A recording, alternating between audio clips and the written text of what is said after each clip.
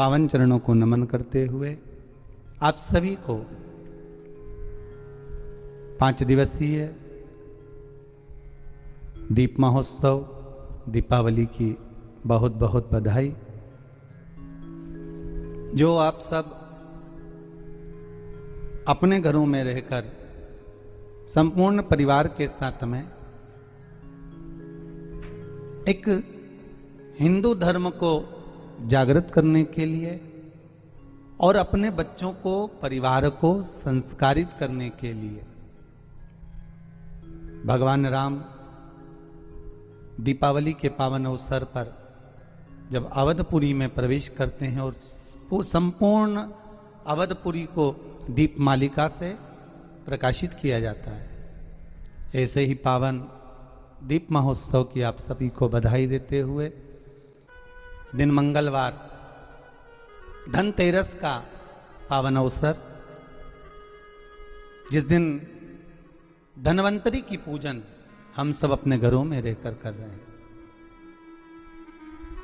आपको पहले भी कथा में कहा, आज फिर कहने का मौका मिला है।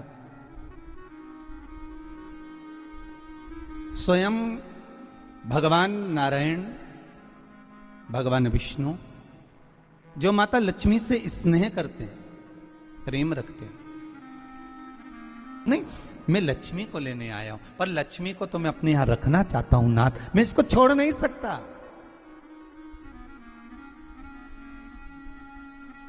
मैं लक्ष्मी जी को छोड़ नहीं सकता, मैं इनको लेकर जाऊं। किसान रोने लगा, तब भगवान नारायण ने धनतेरस की पूजन का महत्व समझाया। सुनो किसान, मृत्यु लोक में रहने वाला मानव अगर धनवंतरी की पूजन करता है, धनतेरस के दिन कार्तिक महीने में पड़ने वाली सुंदर त्रयोदशी तिथि को जो धनवंतरी की पूजन करेगा, उसके घर से लक्ष्मी कभी बाहर नहीं जाएगी। नारायण जैसे बोले तो किसान तुरंत प्रसन्न हो गया। प्रभु प्रभु आप मुझे वो उपाय, आप मुझे वो पूजा का प्रयोग, आप मुझे वो महत्व उस धनवंतरी पूजन का, उस धनतेरस की पूजन का बता दीजिए, जिससे मेरा कल्याण हो जाए, जिससे मेरा उद्धार हो। भगवान विष्णु कहते हैं, सुनो किसान, मैं आपको धनवंतरी पूजन का विधान बताता हूं। भगवान कहते हैं, किसान सुंदर कृष्ण पक्ष की त्रयोदशी को कार्तिक के महीने में धनवंतरी देव का पूजन, धनतेरस का पूजन माना जाता है। सुनो किसान, एक सुंदर भूमि पर देसी गाय का गोबर से लीपन कर कर, अगर गाय का गोबर ना मिले, सुंदर जल से लीपन कर कर वहां एक सुंदर चौक को पूर कर, आप सभी को ज्ञात होगा कि चौक पूरने में रंगोली का प्रयोग नहीं होता। आप लोगों को मालूम होगा, चौक पूरने में आटा और हल्दी का प्रयोग होता है। काय का प्रयोग होता है? आटे और हल्दी का प्रयोग। आटे हल्दी का प्रयोग क्यों होता है? क्योंकि आटा समृद्धि को बढ़ाता है, लक्ष्मी वैभव को बढ़ाने वाली हल्दी होती है। इसलिए जब चौक पूरा जाता है भूमि पर, तो चौक पूरते समय आटा हल्दी का प्रयोग करते हैं। थोड़ा सा चावल का दाना या गेहूं का दाना रख दिया जाता है, उसके ऊपर एक सुंदर चौकी, एक चौरंग, एक पाटा रख दिया जाता है। भगवान विष्णु बता रहे हैं किसान को धनतेरस के पूजन का वर्णन, और जो भगवान विष्णु ने बताया है वही पूजन का वर्णन आप लोग श्रवण कर रहे हैं। जो विधान भगवान विष्णु बता रहे हैं, उसके हिसाब से, उसके अनुसार आप लक्ष्मी का पूजन, धनतेरस का पूजन करें। चौकी लगाएं, चौरंग लगाएं, पाटा लगाएं, उस पाटे पर एक सुंदर लाल वस्त्र धारण करा दें, लाल वस्त्र बिछा दें। एक थाली लें, उस थाली पर कंकु से, रौली से, कुंकू से गिला कर स्वस्तिक का निर्माण कर दें। स्वस्तिक का निर्माण कर घर में अगर चांदी का सिक्का हो, अगर चांदी का सिक्का नहीं हो, चांदी का कॉइन नहीं हो, तो अपने घर का 1 का सिक्का, 2 का सिक्का, 5 का सिक्का, 10 का सिक्का, जो भी आपके घर में हो वो क्वाइन ले लें महाराज, उसको थाली के अंदर रख दें स्वस्तिक के ऊपर। फिर उसका स्मरण करें, आटे के 7 दिए बनाएं, एक थाली में, एक प्लेट में रख लें, घी के दिए बनाएं और उसमें सुंदर बाती को लगा दें। ध्यान दीजिएगा, इसमें जो बाती लगेगी वो लंबी बाती लगेगी। लक्ष्मी जी की पूजन में जितनी भी बाती लगे वो लंबी लगे। महाराज घी के दिए लगा दें 7, 7 दियों को प्रज्वलित कर लें, प्रकट कर लें। एक दिया तेल का लगा लें। तेल का जो दिया लगाया है, जहां पर आपने सिक्का रखा है, क्वाइन रखा है, उसका लेफ्ट हैंड, मतलब आप ऐसे बैठे हो तो आपका सीधा हाथ की ओर आप तेल का दिया लग दें।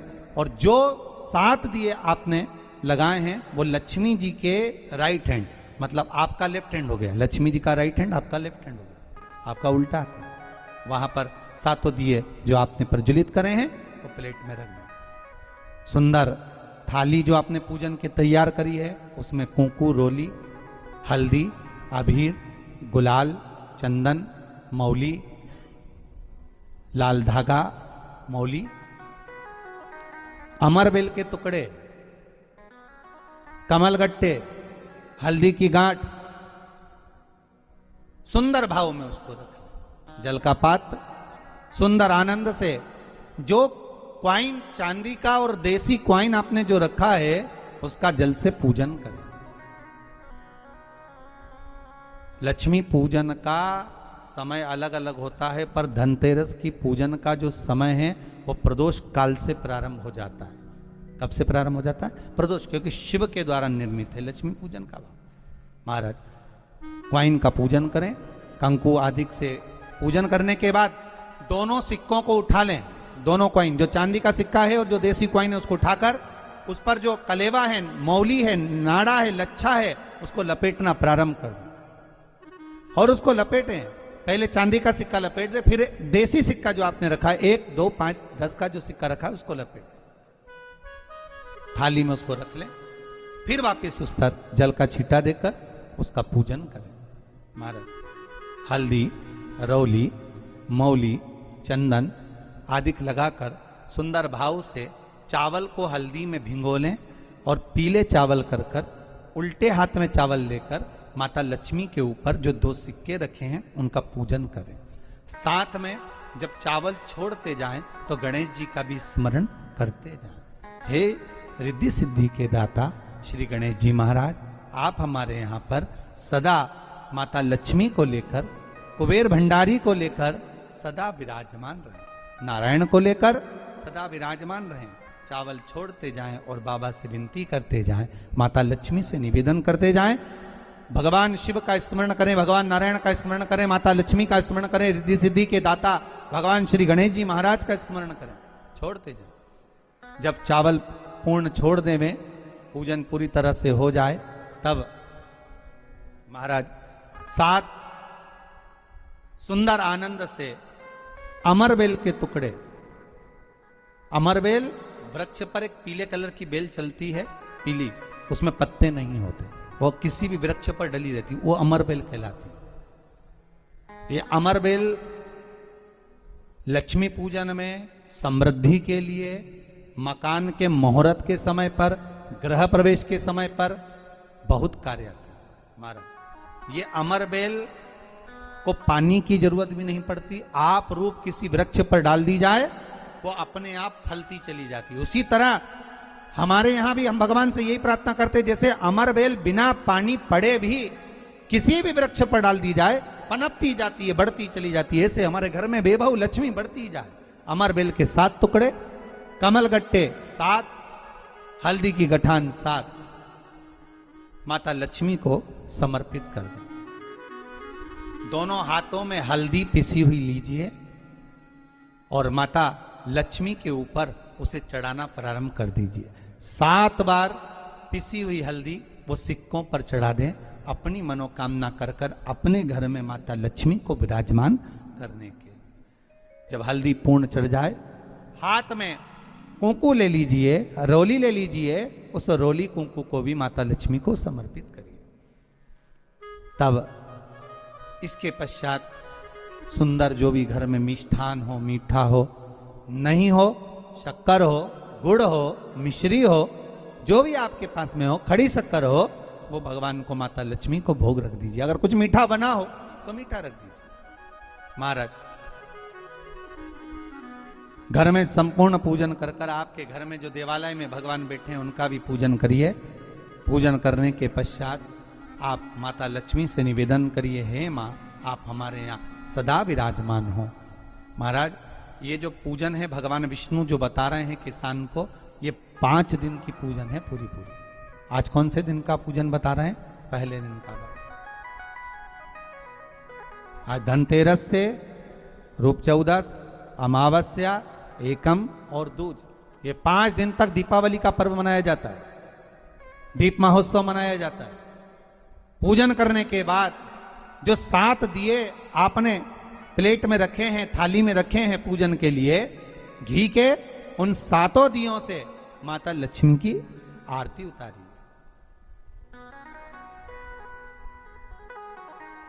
उन 7 दियों से माता लक्ष्मी का पूजन करिए, माता लक्ष्मी से विनती करिए, मां हम आपके पुत्र हैं, मां आप हमारे घर का रास्ता भूल गई हो, बहुत कष्ट है, बहुत दुखी है, पर भगवान शिव पर विश्वास कर कर, कुबेर भंडारी पर, कुबेरेश्वर महादेव पर विश्वास कर कर, भगवान नारायण के सुंदर प्रसंगों पर विश्वास कर कर, मां भगवान शंकर का अनुमोदन कर कर, हे मां आप हमारे घर में विराजमान हो, मां आप हमारे मार्ग को, हमारे घर को, हमारे घर के रास्ते को, हमारे घर के द्वार को आप भूल गई हो मां। हे बेबहू लक्ष्मी, हे धन लक्ष्मी, हे संतान लक्ष्मी, हे मां लक्ष्मी, हे धान्य लक्ष्मी, आप हमारे घर में विराजमान हो। 7 दीप जो प्रज्वलित करे हैं उससे माता की आरती उतारिए। फिर माता को झोली पसार कर प्रणाम कर कर भूमि पर नमन करो। जब झोली पसार कर प्रणाम करें, झोली को अपनी ओर गिरा लें और माता को नमन कर कर जो 7 दिए आपने लगाए हैं, उन 7 दिए को अलग अलग स्थान पर ले जाकर, जैसे घर के हॉल में, एक रसोई घर में, एक जहां पर आप लक्ष्मी रखते हो उस स्थान पर, एक घर के द्वार के पास में, एक तुलसी के क्यारे के पास में, ऐसे अलग अलग 7 स्थान पर उन दीप को रख दिया जाए। महाराज एक भगवान का जहां पूजन हुआ है, लक्ष्मी की जहां आराधना करी, एक दीप वहां पर भी रखा जाए। जो तेल का दिया लग रहा है उसके पास में, फिर कहेंगे तेल का दिया माता लक्ष्मी के उल्टे हाथ पर और घी का दिया माता लक्ष्मी के सीधे हाथ पर। मतलब जो सिक्के आपने रखे हैं उस सिक्के का उल्टा हाथ तेल का, मतलब आपका सीधा हाथ होगा जहां तेल का दिया रखाएगा, और जहां आपका उल्टा हाथ होगा जहां पर घी का दिया लगा, वहां माता जी का सीधा हो गया, आपका उल्टा हो।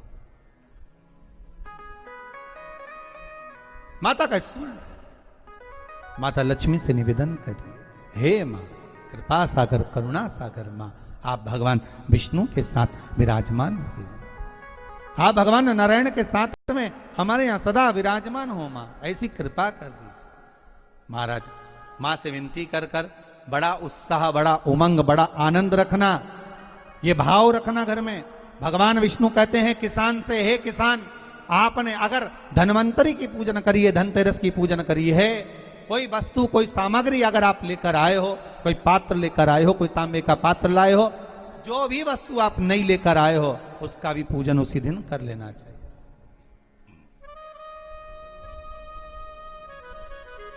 उसका भी पूजन करना चाहिए।